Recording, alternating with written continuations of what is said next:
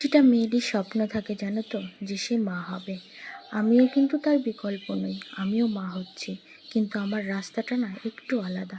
সেটা হলো একা একা যুদ্ধ করে এই পৃথিবীতে আমাকে একটা সন্তান জন্ম দিতে হচ্ছে।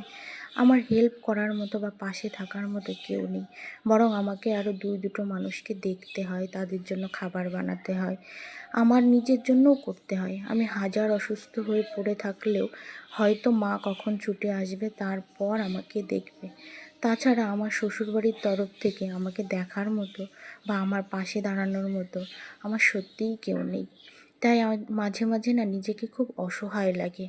ভাবি যে এরকম জীবন যেন সবার না হয়। তো যাই হোক, আজকে দুপুরে এই যে রান্না বান্না করেছি, এটা ছিল শিঙি মাছ আর এটা মাছের ডিম ভেজেছিলাম।